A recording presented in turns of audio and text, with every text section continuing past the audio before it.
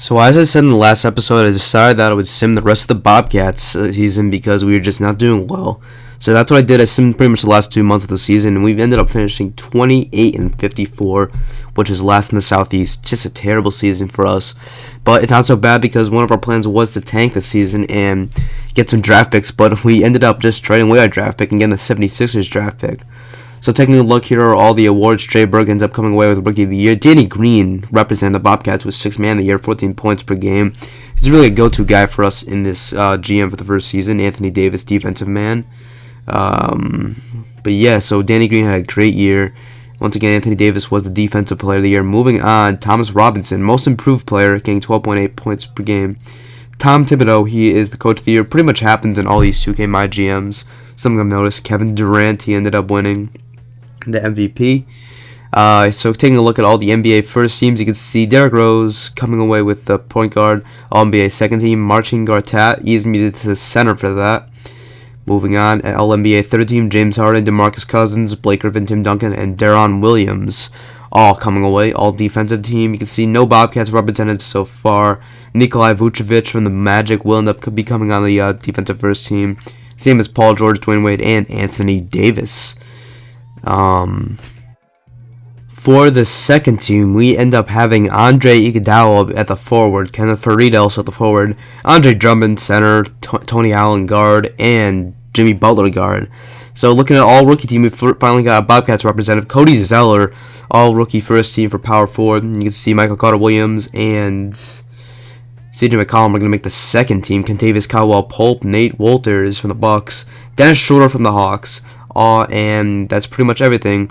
So now we're going to move on to the playoffs. Now, as you can see, pretty much a standard playoffs. Got the Bucks in there, which, you know, they're not doing great in real life. Nuggets and Timberwolves also pretty interesting. Taking a look at the finals now, you can see that the Rockets will end up sweeping the Heat. So no three-peat for them this year, as the Rockets are going to end up winning the championship. Take a look here, all the retiring players: Metta World Peace, Kenyon Martin, Steve Nash, Marcus Camby, Derek Fisher, and Antoine Jameson all will be hanging up their shoes. Steve Nash, he is going to end up getting a Hall of Fame inductee. As you can see, he's the only one from that retiree class. As we're going to meet with Drew Samuels, our owner. As you can see, we are just going over some of the goals he has for the offseason. He wants us to stay on the budget, as you know, that's going to be a little bit hard if we want to try and rebuild a team, buying some free agents and all of that, as I'm just going to say might accomplish.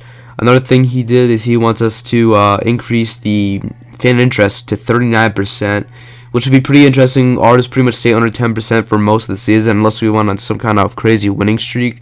So we have no fan interest as of now, but no, we're going to try and get to that. And he wants us to keep our team operations budget less than $14.75 million, as, you know, we could do that, not too hard, as you just got to make sure we don't go over the budget. That's pretty much one of his main concerns for this season, as he wants us to also replace either Steve Clifford or George Spencer. Steve Clifford, you know, I was actually thinking of firing him because of the bad season we had, and he couldn't really pull us out of last place for most of the season. We were an 8th seed for maybe like a quarter of the season, but other than that, we just did not have a great season. So we're going to end up replacing Steve Clifford a little bit later in this video. So moving on, as we're going to have the draft lottery odds. You can see we have 2 possible draft lottery odds to try and go number 1, 25% and 19%. So I like our odds, as we are going to end up being in the lottery with the Golden State Warriors, 76ers, Magic. They're both trying to get some rebuilding, so we're going to see how the lottery goes. You can see the Grizzlies go number 14, Raptors number 13, Kings number 12, Suns number 11, Raptors 10, Wizards number 9. In the 8th spot, it's the Lakers, as they're going to get a top 10 pick. The Warriors are getting a top 7 pick as the 76ers, Pelicans, and we're going to get the 4th pick. Magic, we're going to get number 2 pick. And the Boston Celtics, who are also going in a rebuilding phase, will end up getting the number 1 pick in the 2014 NBA draft. But I like this. We have 3 picks in the first round. This could really help our team getting some really good rookies, as we're going to end up moving into coaching contracts, as one of our things was to get rid of Steve Clifford, and then unfortunately we're going to end up going for Nick Jensen, who is a lot cheaper than we wanted, and he's not that great. So we're going to end up offering the contract, and of course he's going to say that because he's not not really the best head coach. He's the best we can get, so we're going to end up offering him a 1-year contract to see what will happen. Hopefully he can turn out and do pretty well, as we're just going to tell Steve Clifford to hit the road. Looking at some of our player options, we got Kemba Walker, Michael K. Gilchrist, and Bismack Biyombo. Those are the 3 guys I decided to sign. I decided to part ways with Jeff Taylor and Arnett Moultrie, who we got from the 76ers in return for our draft pick, and the 76ers gave us their draft pick, which ended up working really well because it gave us a top 5 pick. And Josh McRoberts, he pretty much it was a player option, so he had to accept it. But our team options, we're going to say goodbye to those 2 guys. Taking a look at the free agent class, I'm going to just say it right now, I did not go for any free agents. I regret it, but I just decided that I did not want to spend any money after my draft, as we were not going to get LeBron James or Dwayne Wade.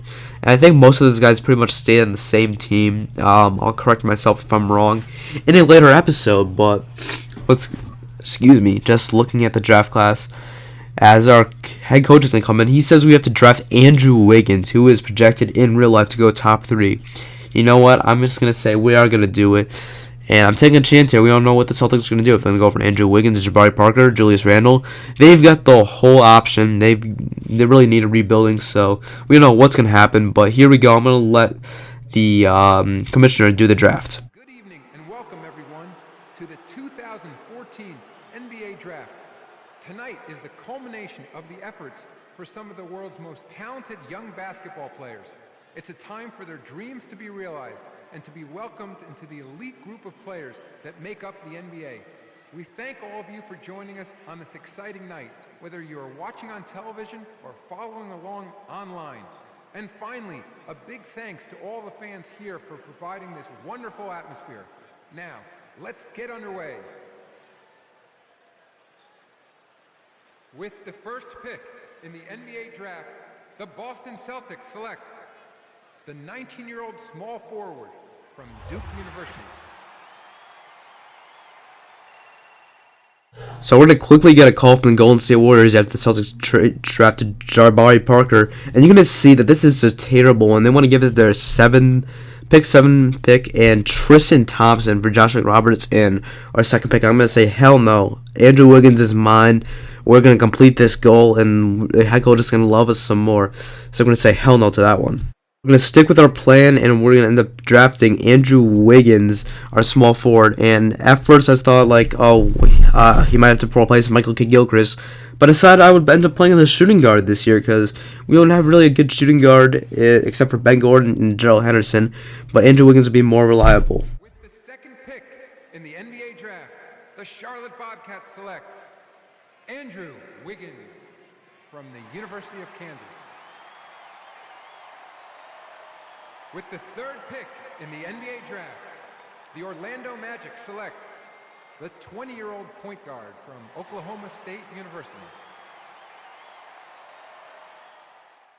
So just like that, we are back on the clock, and it's no surprise that the Magic ended up selecting Marcus Smart, so we're not going to have a great backcourt in Victor Oladipo and Marcus Smart, as we're going to end up drafting James Young, another small forward, and he will probably be our backup small forward, as that's my plan for it. I asked my friend for a good guard / small forward, and he said to draft James Young from Kentucky. Pelicans select the 20-year-old big man from the University of Kansas. With the 6th pick in the NBA Draft, the Philadelphia 76ers select the 19-year-old shooting guard from Australia. With the 7th pick in the NBA Draft, the Golden State Warriors select Dario Saric from Croatia. With the 8th pick in the NBA Draft, the Los Angeles Lakers select Glenn Robinson from Michigan State University. With the 9th pick in the NBA Draft, the Washington Wizards select Aaron Gordon from the University of Arizona. So our phone is going to go up right around the 10th pick, and you're going to see that the Suns want to trade their 1st round pick for our 25th pick and Danny Green. And I thought this was a really good idea because we get another top 15 lottery pick. and ends up drafting another player. And I'm decided to go for power forward in Julius Randle, because one of the things I want to do in this draft was to get some depth. And whether Julius Randle would be starting or backing Cody Zeller, I thought it would be great depth in the power forward position. So I ended up going with Julius Randle, which I'm surprised he went this late. Taking a look, here is the end of the first round. That's pretty much the board, as you can see. Just taking a look at all the people that went over. Quentin Ross going to the Clippers. You can see pretty much everything. As we move to the second round, you can see all those guys. I decided not. We didn't have any second round picks. And none of these second round guys I really recognize too much. I watch a lot of college basketball, but you can see we're going to end up signing all of our draft picks to some pretty good contracts. But one of the things I regret doing is not doing any free agency. I probably could have picked up one free agent guy, maybe like a backup center or something. I don't know, but we're just going to end up going right into the next season. So taking a look, here is our second season goals, and look at that. Our fan increase shot up to 59%. That is crazy, as we end up getting some really good prospects.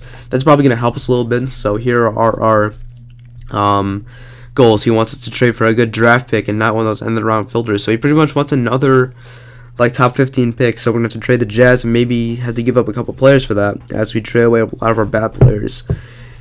As he's going to see that he wants us to trade either Brendan Haywood or Josh McRoberts. I agree with that, as those are not our strongest players, and those are guys I was already thinking of getting rid of, possibly for some draft picks.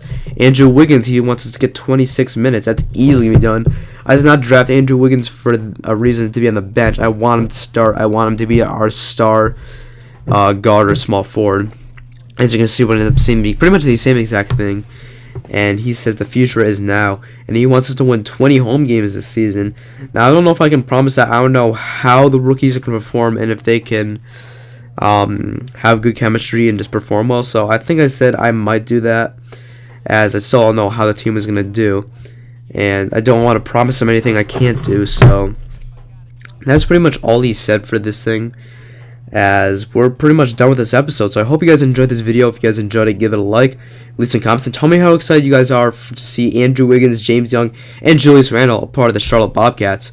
But just another thing, I accidentally did not do a 2015 draft class, so these are going to be all simulated players. Hope you guys don't mind, but I will see you guys in the next episode, which will be year number 2. Talk to you guys later.